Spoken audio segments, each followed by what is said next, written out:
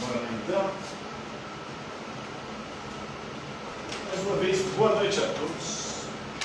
Quero desejar as boas-vindas a vocês, estão retornando aí das férias. Alguns já foram meus alunos do ano passado, outros chegando agora. Não sei se vocês já estudaram em escola ou se estavam aí parados.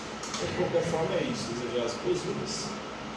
Tenham descansado, curtido, aproveitado bastante as férias e que tenham retornado aí com gás e energia total para a gente encarar esse. E se tudo der certo, vai ser o último ano letivo de vocês. Né? Agora vocês fazem o segundo, primeiro semestre, no segundo semestre vocês fazem o terceiro, e aí vocês já podem alçar voos mais altos, quem sabe na faculdade, curso técnico, ou uma outra atividade aí que vocês escolherem para poder trabalhar. Nesse segundo ano a gente vai falar de filosofia moderna, mas antes de entrarmos na filosofia moderna, que é a filosofia que vai do século XV até o século XVIII, a gente vai terminar, porque no ano passado eu não cheguei a terminar o pensamento cristão, o pensamento medieval. Vamos terminar a Idade Média. Terminando a Idade Média, o escrito entrou no meu olho, bem na hora que eu estou explicando. Nossa!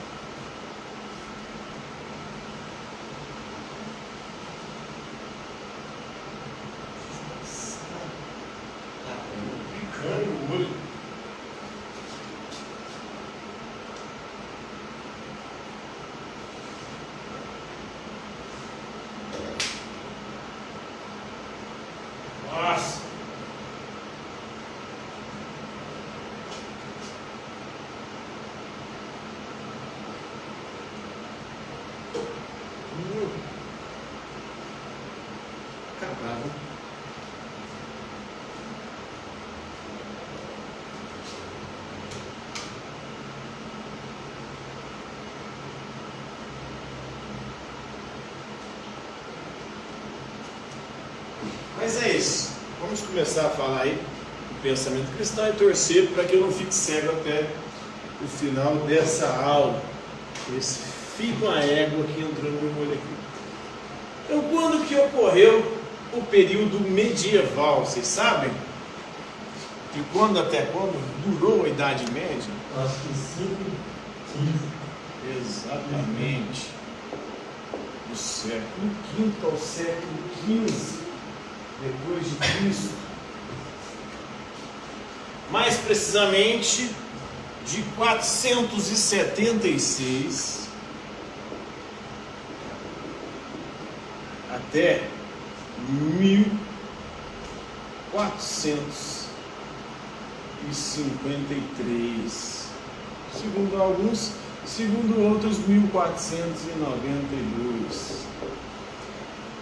Então, o que aconteceu em 1476 para acabar com a Idade Antiga e começar a Idade Média? Exatamente, a queda do Império Romano.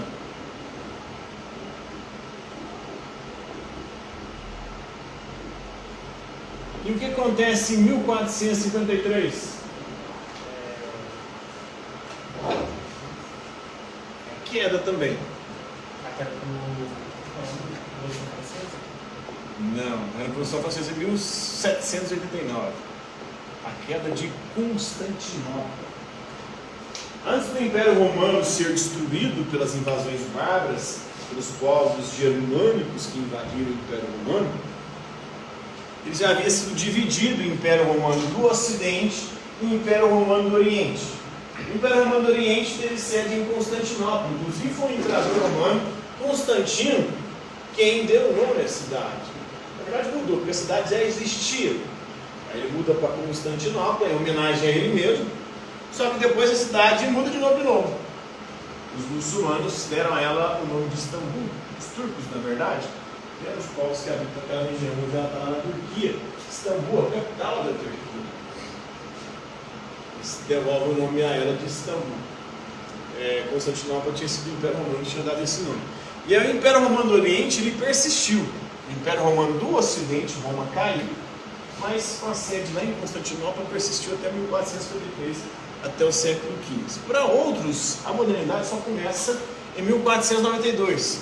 O que aconteceu no dia 12 de outubro de 1492?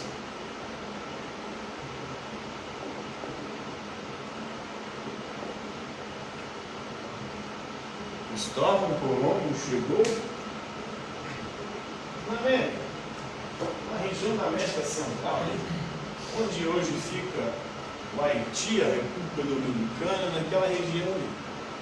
Então esse seria o período que compreende a Idade Média, da queda do Império Romano até ou a queda de Constantinopla ou a descoberta da América. Para alguns é a descoberta da América que inaugura a modernidade, porque esse é o fato que vai inaugurar os tempos modernos com as grandes navegações. Para outros não, é a queda de Constantinopla. Por quê? Porque com a queda de Constantinopla, os turcos otomanos, os muçulmanos, vão dominar as rotas para o Oriente, e aí a Europa precisa de buscar outras rotas para o Oriente. E eles começam as grandes navegações. O pioneiro das grandes navegações foi qual país? Portugal, exatamente. Portugal foi o primeiro a fazer a unificação, a ser um Estado-nação europeu, e isso deu uma certa vantagem a Portugal e colaborou em que Portugal fosse pioneiro das grandes navegações. E Portugal começou navegando, tentando contornar o périplo africano para chegar nas Índias. Sempre chegava ali no Cabo das Tormentas e acabava de dar B.O. Até que um navegante conseguiu contornar o Cabo das Tormentas, mudou inclusive o nome daquele cabo, o Cabo da Esperança, e chegou até as Índias. Quem foi esse navegante? E chegou nas Índias e depois voltou com os navios abarrotados de especiarias para Portugal. Foi? Não. O navegador. Qual navegador foi esse? A única vez que ele foi primeiro em alguma coisa na história, né? Vasco da Gama. Depois, desde então, ele nunca mais foi primeiro. Vasco volta das Índias e o rei das Índias dá um título para ele de vice-rei das Índias Orientais do Vasco. O Vasco ficou muito tempo sendo vice do Flamengo, agora nem vice consegue ser. A coisa está feia do lado do Vasco. Mas esse aí é o período então que compreende a Idade Média. Que culturas se fundiram durante a Idade Média? Nós tínhamos ali a cultura clássica greco-romana,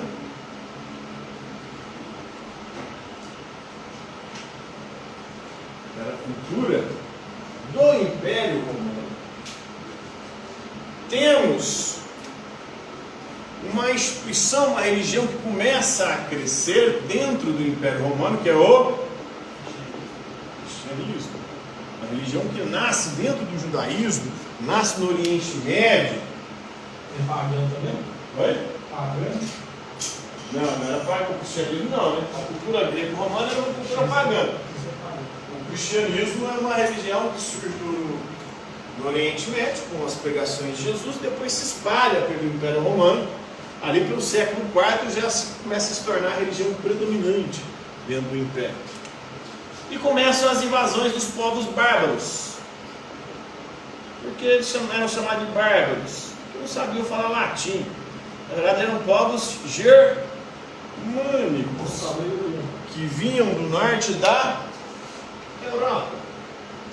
Então essas culturas aí se fundem na Idade Média, pelo menos na Europa Ocidental.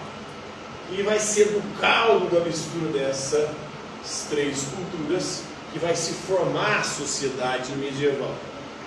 Quais povos foram responsáveis por derrubar o Império Romano? Os bárbaros, germanos, godos, visigodos, ostrogodos, hunos. A galera invade o Império e consegue derrubar em 476. Qual instituição se tornou a mais poderosa na Idade Média? Uma instituição que surgiu na época do Império Romano, cresceu, no começo era perseguido, os cristãos eram perseguidos e assassinados pelo Império. O Império tentava obrigar os cristãos a adorar os deuses e o próprio imperador, que era considerado uma divindade. Os cristãos não admitiam, não aceitavam, foram perseguidos, mortos nas arenas, eram colocados como tochas humanas para iluminar as vias públicas romanas. Mas mesmo assim, mesmo com toda essa perseguição, o cristianismo ia só aumentando o número de seguidores. Na época, os padres da igreja diziam que o sangue dos mártires era como se fosse adubo, que fertilizava a terra e fazia brotar cada vez mais cristãos. Então a instituição que se tornou mais poderosa na Idade Média é a instituição que surge a partir da ascensão do cristianismo e que vai se tornar o que nós chamamos hoje de Igreja Católica, né? Igreja Católica, Apostólica, Romana.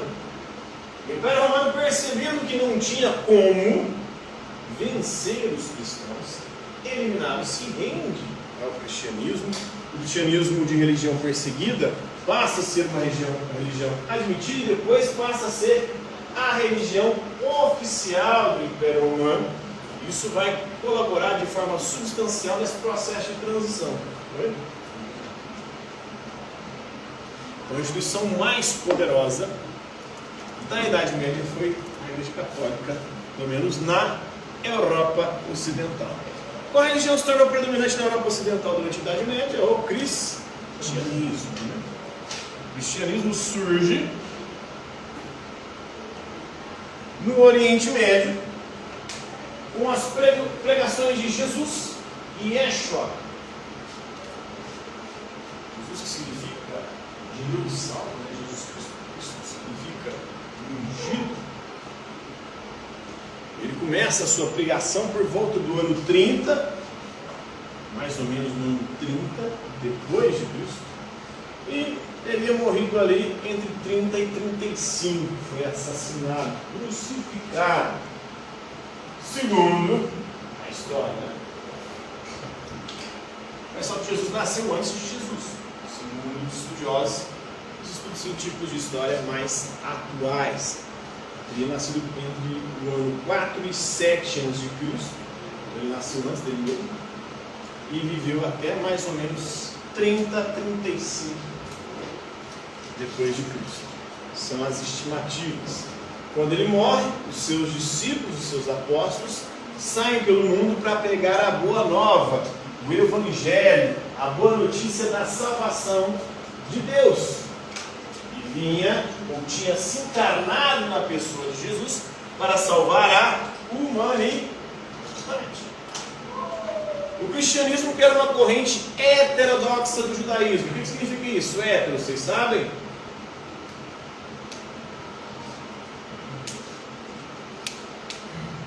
Sabe o que é hétero? Você é hétero? O que significa ser hétero? Hã? Hétero é quem gosta do sexo diferente. Então é hétero. É quem gosta do diferente, não do igual, do mesmo. O homo é igual, hétero é diferente. Doxo vem do grego doxa, que significa opinião ou doutrina.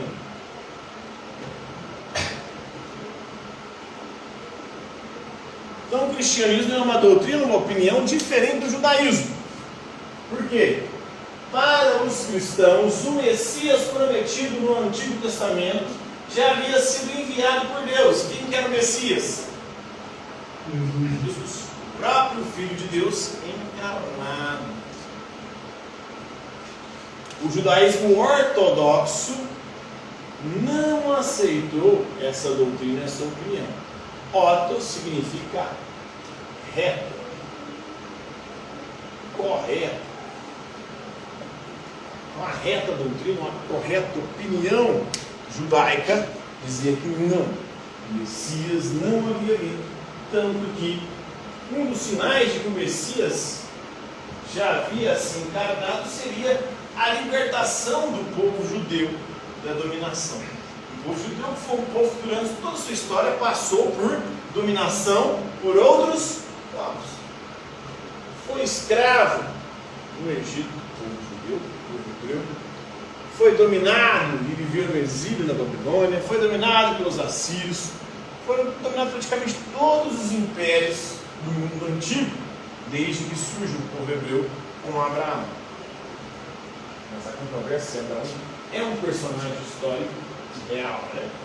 Então, aí nós temos, durante o período romano, o povo hebreu também estava sob o domínio de Roma. Eles queriam a libertação de Roma. Mas o que acontece não é a libertação, pelo contrário. Os romanos destroem o templo em 70, e aí os judeus se espalham pelo mundo, começando aquilo que ficou conhecido, denominado como diáspora. Então aí diz essa religião que começa lá com Abraão. Acabou o horário, né? Passou rápido demais. Pois é. Tá no horário. O patriarca da fé judaica. Acabou o horário, estão liberados.